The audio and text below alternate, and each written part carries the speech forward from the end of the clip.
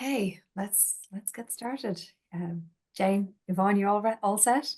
All Yeah. set? Yeah. All set with that. Let's begin. Um, Hello, everybody, and welcome to the latest in the series of lunchtime seminars with the Trinity Research in Childhood Centre. It gives me enormous pleasure to introduce our two speakers today, Yvonne Lynch, who is an assistant professor in the Department of Clinical Speech and Language Studies, and Jane Sheridan, who is the research assistant on Project ESTA and currently an MSc by research student looking at children's perspectives in speech and language therapy. Today, they're going to talk about this ESTA project, Enhancing Speech and Language Therapy Through Artificial Intelligence. This was an interdisciplinary project funded through Science Foundation Ireland, the OurTech challenge there. The project ran from June 2023 to January 2025, and it was a collaboration between the National College of Ireland and Trinity College Dublin, bringing computer scientists and speech and language therapists together to look at the considerable challenges facing children's speech and language therapy in Ireland today. Jane and Yvonne are both speech and language therapy members of the team. So I'm going to hand over to them. They've I know a wonderful slide to share with you. If you've got questions, please pop them into the chat. I'll be keeping an eye on the chat through the conversation.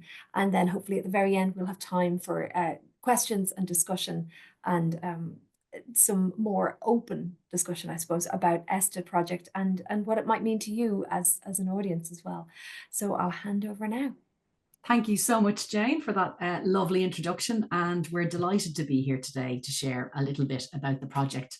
I'm just going to say I'm sharing the slides, and that means I can't see the chat and I can't see who's in the room. So I'm sure Jane Sheridan might help me out a little bit if we have questions, and we can take them at the end or as we go, whatever people feel is best. I would love you to add to the chat why you came today or a little bit about your background, and that just helps us understand who's interested in the project. So let's get started. Oh, it doesn't want to let me get started. Here we go. So as Jane said there in the introduction, this is a Science Foundation Ireland funded project. And it's from the OurTech Challenge. And the challenge funding asks researchers to address an important societal challenge. So as we as a society, what do we need to look at and change? And we completed 2 phases with the SFI Challenge Fund, a concept phase. And this asked us to zoom out, take a big picture view and go back and look at what the challenges are in speech and language therapy for children. And in the second phase, then we were asked to develop a prototype piece of technology that might address some of those needs. So today I'm going to talk through the little bit of the background and the societal challenge as we conceptualized it. And then I'm going to hand you over to Jane, who's going to talk us through our stakeholder engagement process, the challenges that came up in speech and language therapy for families and professionals, and then show you the technology that we developed. And as I'll mention later, the technology is now developed, but it's not yet publicly available to families and therapists. So what I do want to talk about, though, is some of the findings that we think are directly applicable right now to speech and language therapy, both in terms of how we conceptualize and use home practice, but also looking at how we can use Gen AI in our practice straight away. So to start with, the societal challenge as we viewed it. So speech language communication needs are one of the most prevalent childhood disabilities, affecting as many as 1 in 10 children, and that can even rise as high as 50% in areas of social disadvantage. And speech language communication needs really can have wide-ranging impacts on children. They impact on their ability to make friends and their social development, their mental health and well-being, and their academic achievement. And long-term, we also know that it can have significant lifelong impacts. For example, your vocabulary at age 5 is directly linked to whether you'll be in employment as an adult. So these are really important difficulties that we need to support children with. And as I'm sure many of you on the webinar today already know, speech and language therapy is really effective at supporting children to achieve their potential. However, internationally, and quite specifically in Ireland, we have a big problem. At present, demand far exceeds capacity, and we're not able to support all the children who need to access services. Our government is trying to prioritise digital transformation of our healthcare services and looking to see how we might use technology to enhance that capacity and support more children accessing the services they need. And this was the starting point for Project ESTA. And we came up with the question, how can we harness artificial intelligence specifically to enhance service delivery in speech and language therapy? And there should be an add-on there, specifically for children. And as Jane described very nicely there in the introduction, we have an interdisciplinary team bringing together computer scientists and speech and language therapists, SLTs in practice like Myrne, who is our societal champion, and then also that academic piece as well. And that has led to a really rich discussion and lots of getting to know what technology might be able to do, as well as helping our technology experts understand our particular world of speech and language therapy. We'll talk a little bit more about what we came up with as a team. I do want to say, as I said, the name that we came up with and the concept we started with was enhancing speech and language therapy through artificial intelligence. And the question I've asked there, is it what it says on the tin? And in a way, no, it's not. So going along with the SFI process and using a design thinking methodology, we brought together an interdisciplinary team, a wide range of skills and knowledge and expertise. And we went back to lots of people within speech and language therapy, families and therapists, service managers, groups like the ISL2 who have a vested interest. And we asked them, what are their experiences of speech and language therapy for children? What needs arise? Is there a solution available for the most pressing needs? And I suppose from an SFI perspective, they asked us to step back and consider solutions that might not be technological. So this first part of the presentation is going to talk a little bit more about that broad view of speech and language therapy before we get into the technology. But I will say one thing, as a team, we were determined it would not be, is that we are not talking about AI doing speech and language therapy. We absolutely recognize that speech and language therapists are expert in assessing, diagnosing, and intervening and supporting children with speech and language communication needs. And we also really value and recognize parents as experts through their lived experience. So I suppose our aim with this entire project is support the role of speech and language therapists and families, and start to see how we can use technology and AI in particular as a collaborative tool that we can draw on. So that's the background as such. And I'm going to hand you over now to Jane Sheridan, our amazing research assistant on the project, who's going to talk you through our stakeholder engagement process. Yeah, hi everyone. So yeah, as Yvonne was saying there, the first phase of the project was our concept phase, and that was all about involving our key stakeholders. So why did we do this? First of all, it's really important to involve our key stakeholders because we know it increases interest and support of implementing any solutions we find. But also, as Yvonne mentioned, we really wanted to understand the perspectives of those really heavily involved in the service already, so we could really understand the challenges that are being faced and what people would like to see improved, so we could add on to that. And then their ideal outcomes, and is there actually a space for technology to improve the service? So I'll talk to you a little bit now about how we involve the stakeholders. Next slide there. There we go. So first we mapped who our key stakeholders are and identified that, of course, speech and language therapists and families of children involved in the service are our highest priority stakeholders.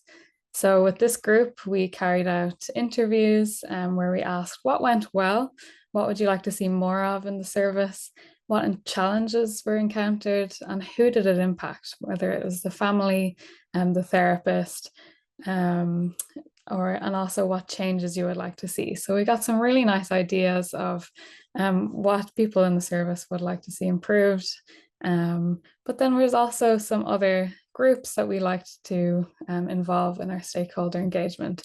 So we conducted meetings with other organisations, for example, the Irish Association of Speech and Language Therapists, HSE, and some parent advocacy groups and other healthcare managers to get their input into the challenges faced in the service.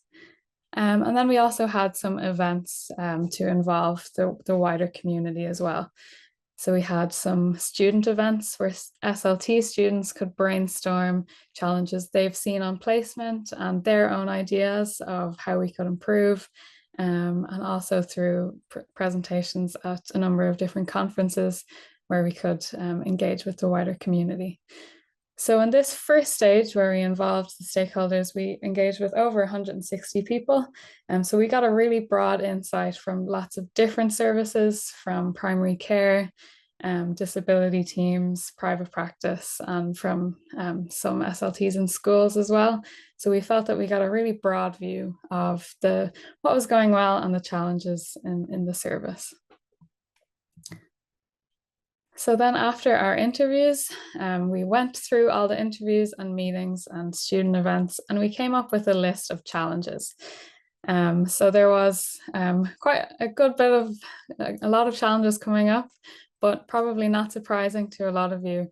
The same challenges were coming up across the different services and from different stakeholders. So both parents and therapists were bringing up the same challenges that were coming up. So we were able to group those together and give them codes. And from those groups, we were able to create a needs statement. So what a needs statement is, we can see it on the top of the screen there. It encompasses a problem, who the problem impacts, and the ideal outcome that we want to see. So an example of a needs statement is a way to help families carry out speech and language therapy home practice to improve the effectiveness of therapy. So that was one example of a needs statement we had that summarized the challenges to do with home practice in the service. And we had a list of 17 of these needs statements talking about different aspects of the services where challenges are encountered. So then we invited 10% of our stakeholders back, and they were able to prioritize these 17 needs statements into which ones we want to address first, and which ones are most important to them. So that was both SLTs and parents as well that were invited back for prioritization. So we did this by asking them 3 questions, and they were able to give a score from 1 to 10 on how important it was. So the first question is, how important is this to you? How well are current solutions working? And is this a priority that you would like to see solved? So we were able to identify the highest priority need statements and then make a decision on what solution might be able to impact that. So this is just a quick slide to show you some examples of the need statements and how we developed the need statements. So on the first table, you can see different challenges that came up. For example, administration takes lots of time out of the SLT's day. Handwriting notes after each session is time consuming. So those were grouped into a needs statement about how we should improve our admin. And we can see different ones: homework supports, methods of communication. So that was our needs statements, going from challenge to need statement. And then our second box is how we were able to prioritize those needs statements. So you can see the scores out of 30. And obviously, not surprising again, there was no low priority needs statements. So all the needs statements were either high priority or medium priority across the board. So that's that one. So talking a little bit about the results of all the stakeholder engagement, and we'll start with the positives. So there are lots of things that both SLTs and parents find are going really well in the service. And the top one that came up was that they really appreciated the rapport and relationship built between family and therapist. So I think going back to what Yvonne said a minute ago, that definitely technology is not the place to replace that relationship. That's really important to everyone involved. Another thing that parents especially appreciated in the service is when therapy is child-led and is highly tailored and individualized. So that they found that their child was much more engaged when it was individualized to their specific needs. And then parents also identified some factors to do with the speech and language therapists that made their experience more positive, back to the relationship, patience and rapport as well. So it was lots of interlinked there in the positives. So a nice quote there as well. So speech and language therapy worked really well when we accessed the service. So as we'll see in our challenges that come up, it's mainly in between the sessions and in between blocks of therapy where the challenges occurred. But once we're in the clinic room, we were mainly seeing lots of positives. So the next one. So here's a brief summary of our 17 needs statements. So you can see there's lots of different challenges that are coming up. And the top ones prioritized were that we'd like to see a decrease in waiting lists, not surprising, to ensure that children get the quantity of therapy they need and increase the inclusion and participation of children with speech and language needs in all their activities. But there's lots of other ones there too, like therapists would like to improve the way they create materials, as we said, improve the admin, make it more efficient. You can see there yourself, sharing waiting list information, be clear on how to refer into the service, some on professional development. So I just thought it might be nice. I see in the chat that there's lots of speech and language therapists here today and lots of SLT students. Your own opinion of what would be the highest priority for you in your experience, or if you're a parent or somebody else who's interested, what you might think is the top priority. So if you'd like to stick it into the chat and we can have a look then in a few minutes. We can go on to the next one. Okay. So what we found from that, there are some key areas that we felt that technology would be really beneficial and useful. And parents and SLTs agreed. So the first one is to improve the way SLTs and family members communicate with each other, support families to carry out home practice, and also the way we monitor the child's progress, both in clinic but also at home, and how they're improving over time. So there's a nice quote from a parent there as well. So you get the support, but then are expected to follow up for months after with no support. Ideas slip out of your head and you forget the correct way to carry out home practice. So it's just really highlights that there is a disconnect when we're out of the clinic room that we felt that technology could improve. So with our technology that we wanted to build, so before our development stage, we had some 4 outcomes that we wanted to achieve. So improved support for therapy goals through better quality home practice, increased practice dosage. So if families are supported to do more practice at home, intervention, you could improve the dosage there. Better collaboration through information sharing and back to that communication. And then also that parents will feel less isolated with the feedback and interaction with their therapist. So next there's a quick video. So our next stage of the project was when we developed our platform, Engage SLT. So we felt that this platform would address some of these needs that parents and SLTs identified. So we have a video on what the platform entails. So Yvonne, you might have to unmute to.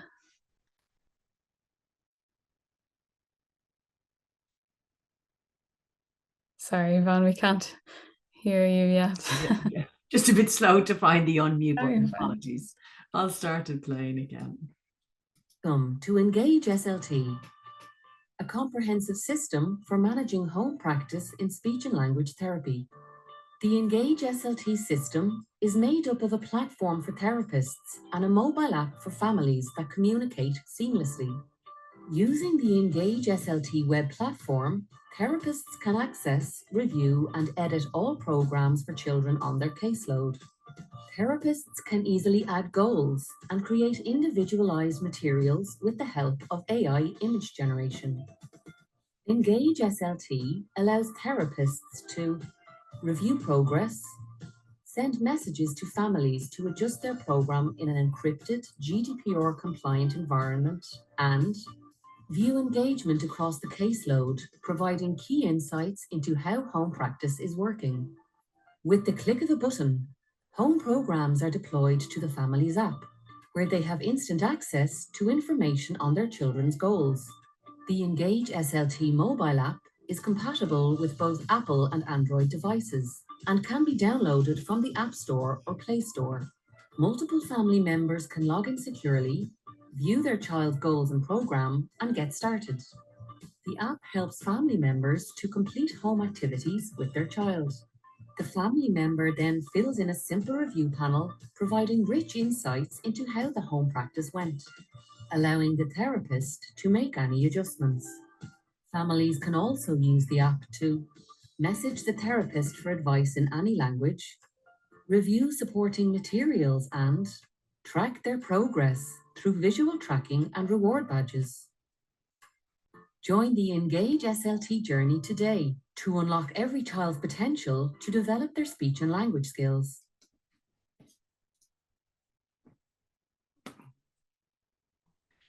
So is it over to me, Jane?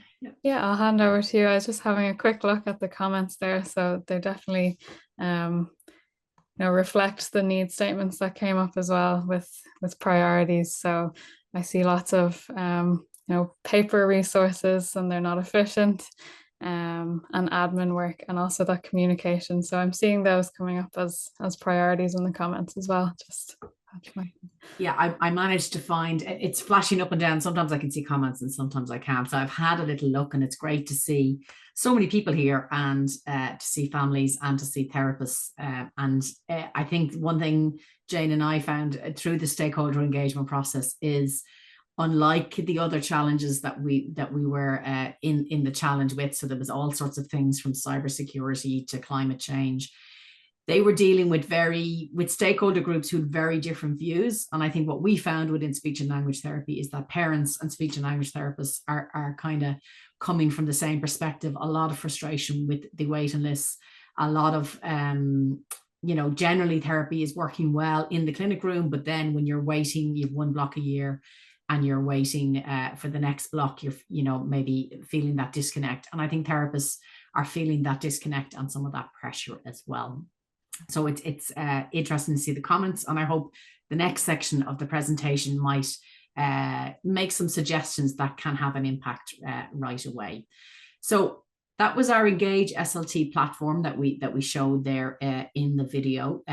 It's fully functional, and we've done a small pilot with it in a school and used it to provide therapy. And we want to enhance the AI aspect of it, but as a platform, it is ready to go. We've also developed a Share SLT platform that's not yet available around sharing materials and resources.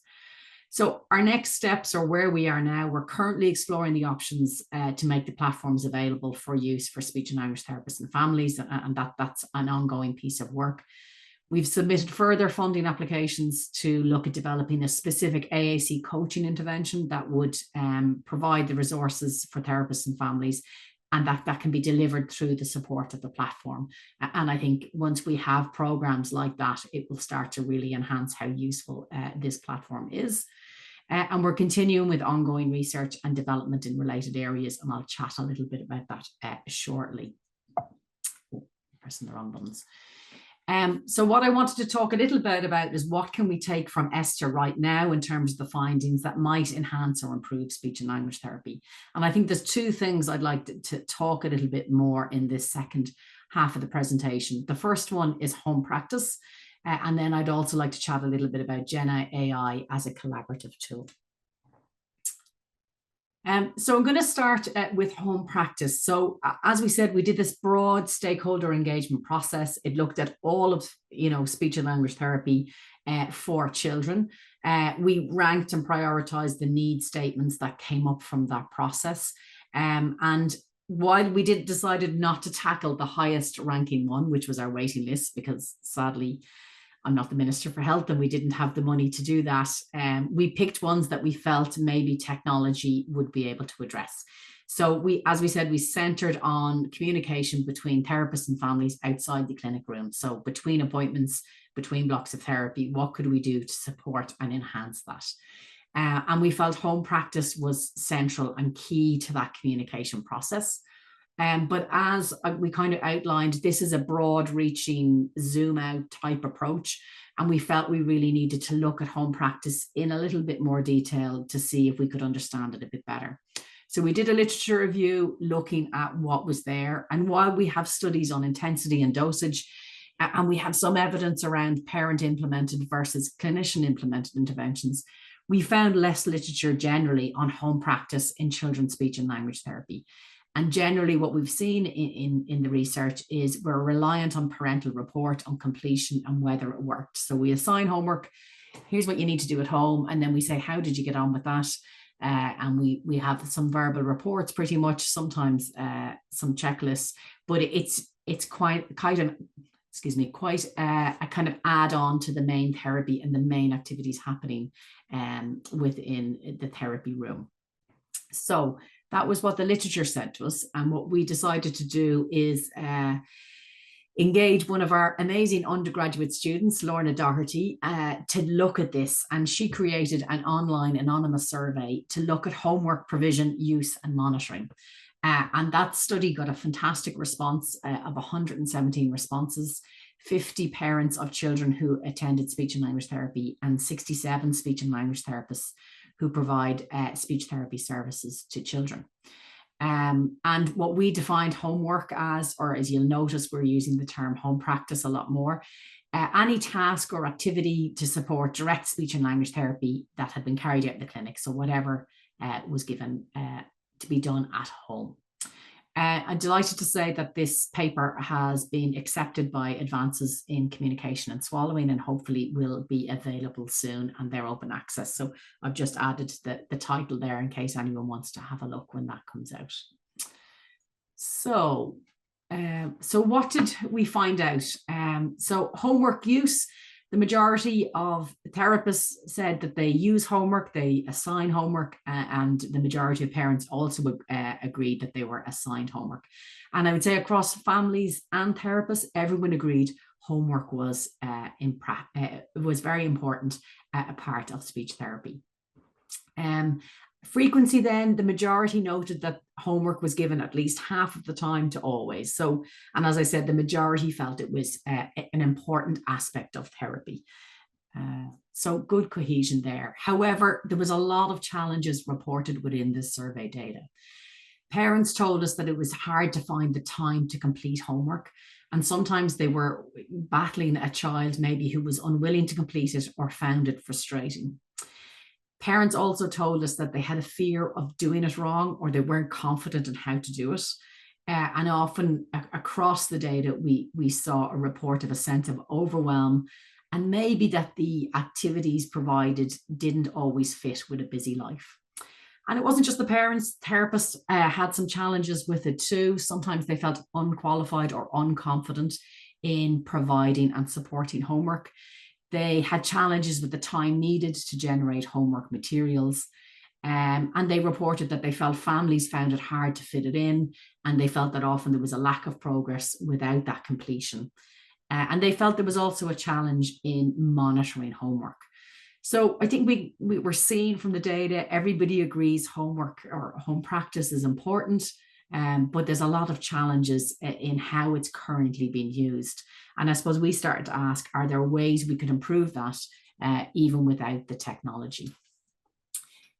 Talking about monitoring then, most parents and therapists reported that homework is monitored, but that's typically as verbal reports. So like I said, reflected in the literature, how did you get on? Did you do the homework?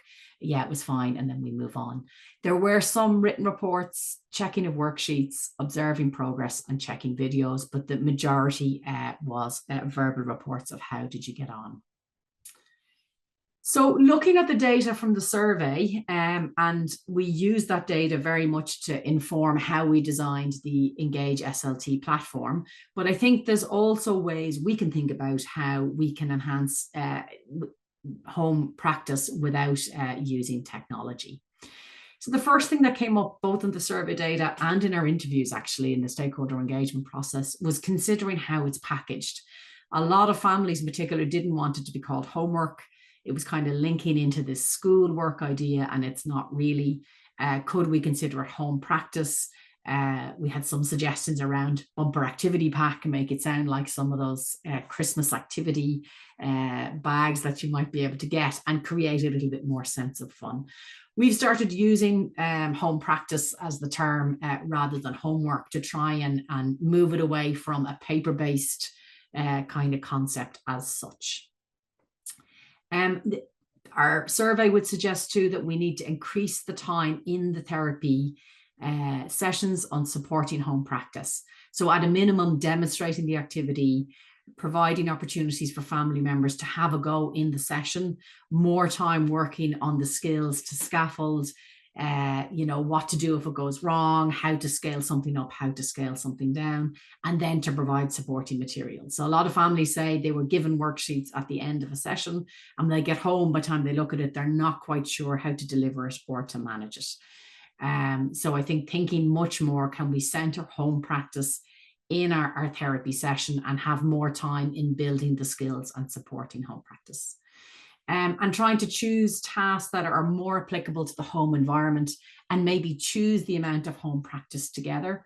So I think a lot of therapists are feeling the burden of the demand on services and these huge waiting lists. And then when someone gets into therapy, maybe we give them everything they possibly could do. And I suppose something that I've reflected on through this research, because I know I felt that before, where I've tried to give people everything I think that might help them. Should we have a discussion about what's achievable at home? How much time could be spent? Even if it's starting off to do one activity that takes 5 minutes a week, and building that family's confidence in doing the home practice, is that better than a large bundle of homework that doesn't get touched because it feels too overwhelming and the family members don't have confidence in doing it? So I think opening up that conversation about what's achievable to do now. And the other side of that really struck me on this was a lot of families felt they couldn't criticize maybe the home practice they'd been given, or say it didn't work. They had waited so long for therapy. They were so grateful and appreciative of the therapy they had. They didn't want to be saying, actually, this isn't working quite right. So I think it's important to think about how we open up that conversation and say, maybe not all activities will work for you. Let's see what we can do that will work well for your family. So as I said, I'm jumping ahead of my slides, but really feel the findings are telling us that it's really important to check in advance about the amount of homework or home practice. And we were seeing a repeated theme of overwhelm. Also want to suggest, and this is something we built very much into the platform, is seeking feedback on completion, which supports the option of saying it could not be completed, and also provides a range of information beyond did you do it, did you not do it? And I have a slide, I'll talk about that a little bit more. So thinking about a coaching model rather than an assign and check. How can you and I work together to find something that works well at home, you feel confident in doing, and supports the shared goals that we have created. So the piece on feedback, as I said, that we've built into the app, but I think could be built into any therapy practice, was to think about a range of questions on that. So we've built these in as rating scales. So firstly, were you able to complete some or all of the home practice? And providing, we felt the rating scales provided a way that you didn't have to turn up and tell someone I didn't do the home practice, but that you might be able to fill it in on a rating scale on the app beforehand. Confidence was huge. So the importance of saying, how confident were you in supporting the home practice activities? And if you're not confident, let's spend more time in helping you to become confident or pick things that work better for you. How well did you feel the activities worked? So some people told us that maybe their child didn't like the activities, or their child liked the activities, but they didn't work and they didn't achieve progress. So I think thinking about that, and some parents told us they didn't want to say, yeah, we did the homework, my child liked the homework, but actually they haven't made any progress. And sometimes they didn't share that information. So again, we saw this disconnect. So it's about finding ways to open up that space to say, actually, I didn't get a chance to do the homework, or I did do it and it didn't work. And I think looking for that feedback, what could we change to make this better, even when it does work? So you did the homework and it worked well, how could we change it to make it better for you? And as I said, those opportunities to feedback on homework, in lots of different ways rather than did you do it and not do it, really important. And we built that into the platform. Some other thoughts on home practice: home visit if it's possible, again, so having that opportunity to see what's going on in the real world for this family. And then a big thing for family, particularly those with children with more significant disabilities, is connection outside of the kind of clinic appointment. So a lot of families who are supporting children with more complex needs over longer periods talked about the loneliness of that journey. So options may be to check in via email or have that, little bit of encouragement if we're working on goals over a longer period. And I've just put a note up there, I've kind of talked about it, recognition of that power imbalance that exists. Families are generally spoke so highly about therapists, and we're so keen to get that access.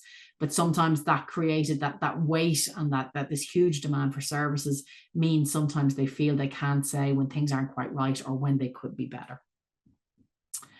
Okay, so I suppose in summary, families really value the expertise and support of the speech and language therapists when they're working at them.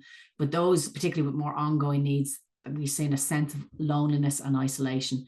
And can we support them a little bit more? And I think generally it says to me there's a stronger need for emphasis on the coaching aspect and the kind of collaborative working in intervention for children. So that's the home practice piece I feel we can take. I'm just going to keep an eye on the time and talk a little bit about Gen AI and how I feel that can tackle another major issue we're seeing for therapists, and that is the clinical resource generation. So I think a lot of us a lot of therapists when working spend a lot of time generating bespoke and tailored and personalized resources that are really important to ensure children are supported in their particular need. And I think over the course of doing this project, we're really seeing that, Gen AI has progressed so rapidly. And now there are many free tools available that offer rapid generation and tailoring of materials. And I'm going to talk through one example that I think just to maybe start thinking about how you could start using them today. And I think the real benefit is maybe not just so much the speed in creating materials, but the ability to enhance the quality and the personalization of resources. So I'm just going to talk through one example of a young person who's using AAC and how we might be able to use Gen AI in a kind of coaching approach to support aided language modeling. And then I'll point you towards some more resources if you want to explore this concept a little bit more. So this is a hypothetical case, but I imagine that we have a young person who's 10 years of age using AAC, and we're trying to support that family around modeling at home. So one way we could use Gen AI would be to do something like ask ChatGPT to listen to a description of a daily schedule provided through the voice feature in ChatGPT as described by the parents. The parent talks through some of what that schedule looks like, not providing any identifying information. And we can then ask ChatGPT to identify 6 options across that schedule or that person's timetable or life, everyday life, where modeling could be integrated in an activity. And once you get those 6, we can chat, and I would suggest doing this in the therapy session with the parent. The parent then chooses one activity that works for them that they might be able to do some modeling. And in this instance, it's watching quiz shows. So the next thing then to do is go back with a prompt, and you'll see a sample one there that I provided to ChatGPT to develop a modeling script focused on core words to support aided language simulation when watching TV quizzes. So I put that in, a similar one in to ChatGPT. And this is what it came up with in terms of action words that we might, different word classes that are core words that we might be able to work on supporting on modeling. So I'm just going to suggest that as the parent and I selected action words as the one to focus on. And then again, asking ChatGPT for some modeling examples. And here are ones that they have talked about that are linked to this young person's interest around the quiz, and lots of examples there. So again, opportunities to talk that through, able to generate personalized content around quizzes and that particular interest quite quickly. And I think as if you were working with a family member like this is something they could start to go on and do themselves and get a little bit of support around modeling for another activity without a therapist's support. I also asked ChatGPT to help me make a progress chart. I will say the ones it came up with were very complex, and I really, thinking about what we've said about the overwhelm, I asked it to simplify it right down. I really like the use of emojis. I wouldn't have thought to have done that. So I would say this is a ChatGPT supported progress chart. It very much has some of my input in there. So looking at a small number of models, noting any wins and what you need more help with. So again, emphasizing that coaching piece. So you can see quite quickly there how AI was able to give us a lot of personalized resources in a matter of minutes. I just added this on as well, so we could add an expressive activity for an AAC, a young person using AAC. So in this instance, the young person describes the quiz watching activity that we had the modeling in, and they describe it, and we type it into an image generating AI platform. There's loads of those available. And then we refine the image using additional information. So this was the image I tried to create. I did it with Microsoft Edge. This is meant to be an Irish boy. That's why he's got red hair and freckles. The first image AI gave me, he was punched in the air and standing up. So I asked for a wheelchair and the communication aid. So again, being able to maybe practice expressive language using some of the AI tools and getting an image based on what your description is. And as you can see, this, again, that took moments and was free. Okay, so I'm going to say everything I talked about in that example are freely available, except the note feature or the voice feature. You can use a small amount of it, but you have to pay if you want the voice feature in ChatGPT. The most important thing is having a knowledgeable person who understands prompt engineering, so knowing how to use AI. And as a speech and language therapist, that's about taking a bit of time to work out how to do it. And I think you need to be clear on what you want from the system. Just watching the time. But I would say the possibilities are endless, as long as you're cautious around GDPR and not, putting in client information that's, part of their medical record. I think there's a lot that you can do in terms of generating images or materials or anything that you might want to do.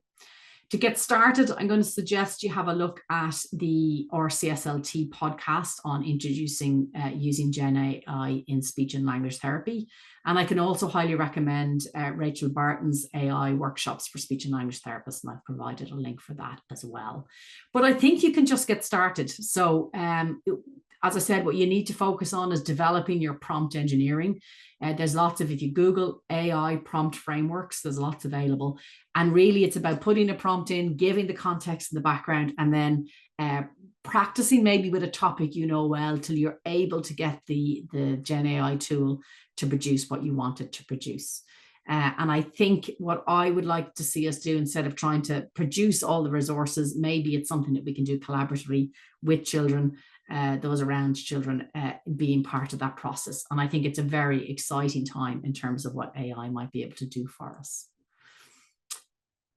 So I suppose in summary, what I'd like to say, just very conscious that I want to leave a little bit of time for questions. I think subtle changes in service delivery for children could really enhance the effectiveness. And I think if we can focus on how do we bridge that gap between what happens in the clinic and the carryover and home practice, I think we could enhance the way we're providing therapy.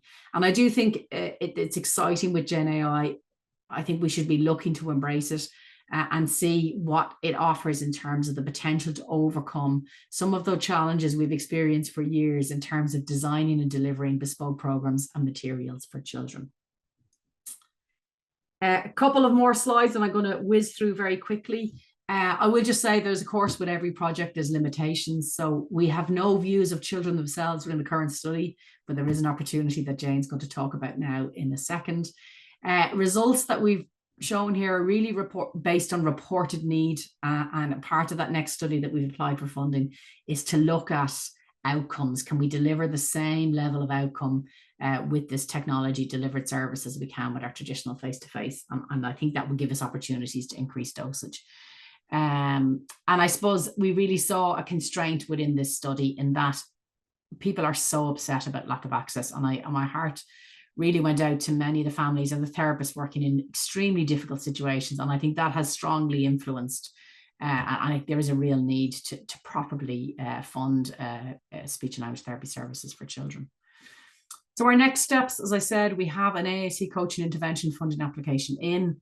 We have developed a student repository for clinical resources, and that's available to Trinity students, and we're going to see how that goes and use that to inform a free, an open access share SLT repository for therapists. We're going to hear now from Jane, who's going to talk about hearing children's perspective, and we're working on an invited paper on AI in speech and language therapy. That's just a picture of Resourceful, our student clinical resource repository that just went live in the last couple of weeks. So I'm excited. This is really about sharing non-commercial materials that students make and supporting each other in using them. I'll hand you back over to Jane for a quick plug on her research. We would love to see more children tell us their views so we can really get everybody's perspective. Yeah, so just quickly at the end. So I'm currently completing a research master's, as Jane said at the beginning, on children's views of speech and language therapy home practice. So it was brilliant in the project to get so much input from parents and speech and language therapists, but there's definitely that piece missing of children's views. And from those parents, we heard lots about, oh, my child didn't want to, or they weren't able to complete it, or they didn't enjoy the home practice. So I want to find out more about the challenges they encounter and what would make it more fun and engaging for them. So it's important just for that engagement piece, but also in terms of evidence-based practice for ourselves, to be able to support client preferences and needs, and not just thinking about the parents, but also the children's preferences and needs as well. So I'm currently conducting interviews with children, and I'm in the recruitment phase now. So there's some challenges with getting children to participate, so it would be really helpful, and I'd really appreciate support with just sharing the information. So I'm looking for children and young people aged 6 to 17 who have attended speech and language therapy in it says last year, but it can be up to 2 years if they're older, and that they've received any type of home practice. So it's okay if they didn't do it and they didn't want to do it. We want to hear their views as well, just as long as they were aware that they had home practice to do with their speech and language therapy. And it can include any kind of worksheets, games, strategies, or anything like that. So I really appreciate all the support, and I recognize some of the names that have supported the project already, the Project ESTA. So thank you very much for the support there. Yeah, and just to echo that, I think we were blown away by the support that we've had from the families, the speech and language therapists, and the wider community. And we just want to take that opportunity to say thank you again. And just as we finish, and there might be a chance for a question or two, I'll just pop up our email addresses. And there's some really interesting comments. And if anyone would like to chat further, we're open to that. So maybe ping me an email, would be great. Thank you very much for that fascinating talk, and what a fascinating program to develop. There's to see a challenge and then see an entirely new way to try and solve these problems, I think is so exciting. And clearly from the chat, there's a lot of people who were very excited to hear about this too. We don't have very much time for questions, and of course you have been sort of looking at the chat throughout to sort of incorporate some of those questions as you've been going along, which has been brilliant. But I suppose one of the things that's come up a little bit is about, I suppose, the potential pushback that parents might have, a bit of resistance to ChatGPT, because I suppose in the university we've got, those who are sort of fully embracing AI as the new way forward for research, and others, I suppose, like myself, who are much more of a Luddite and much more resistant to and fearful in some ways as well of what it might do. I mean, is that an attitude that you'd encountered much during this research? I think so. I think a lot of therapists and families have been promised technology that will do the therapy. And I think there is that concern. And I think that's why I started right at the start to say that's not what it's going to do. I think we spend a huge amount of time making materials, and I think I would be open with families and say, this is a way we can do it. Maybe it's, you can see the example I provided there, which was hypothetical. I was able to do that in a couple of minutes, where that might take me a couple of hours. And I would be able to get there, but it would take longer to do. And I think in terms of the image generation, I think particularly for children with disabilities, I always find it hard to find nice images of children who use communication aids or who are in wheelchairs. So that option to personalize, maybe if you're working on speech sound with a child who's in a wheelchair, that they're reflected in the image. So I think if it's presented, openly, and that this is what we're using, this is the element of the therapy that it's going to do, I think that's a safe way to do it.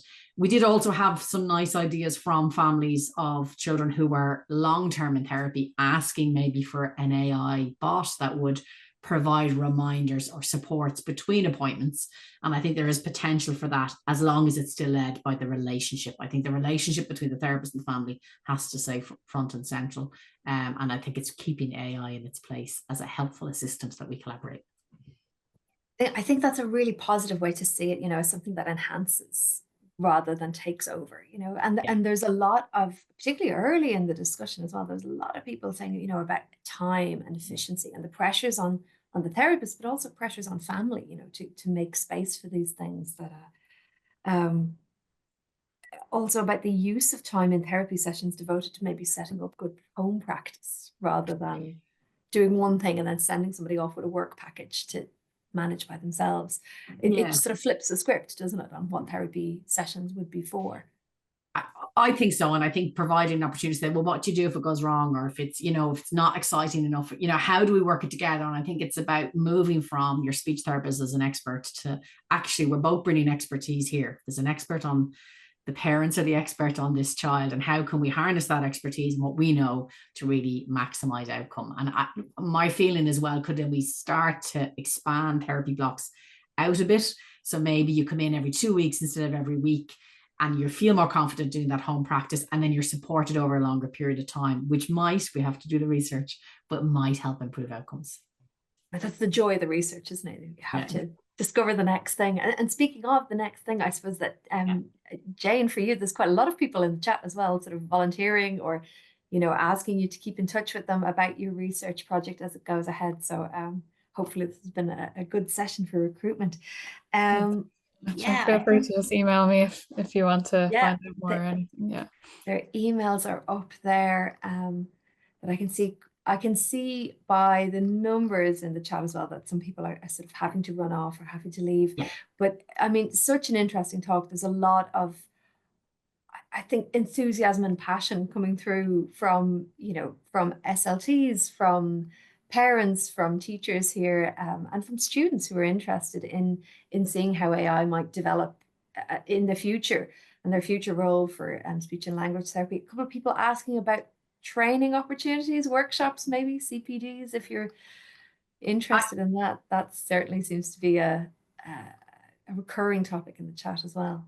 Yeah, I'll have a chat to Jenny to make sure I get a copy of the chat. If anyone has particular ideas, please email me as well. I really want to see how we can start to move things on from where we are now. So it's certainly interesting seeing what we can do. And I think, there's exciting opportunities there we could harness. So please get in touch.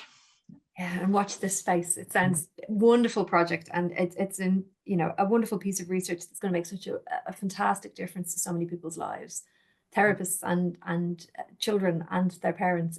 It's going to be great, and there's so much opportunity here, and no doubt more conversations to come. So anybody who wants to stay in touch with Yvonne, with Jane, please do stay in touch and let them know your views, or get in touch about, whether you want to get involved in the new research project as well for Jane. And from Tric's point of view, from the Trinity Research in Childhood Centre, maybe we'll see you again on the 28th of March, which is the date for our next seminar. So pencil it into your diaries, and if you're on a research list or on our mailing list, brilliant. If you're not, do sign up. We'll be in touch about it, and we'll wind up there, I think. But perhaps you'll all join me in thanking Yvonne and Jane for a fascinating talk. I certainly feel like I've learned a lot going away from this. Thanks so Thank much. you so much. Thank you.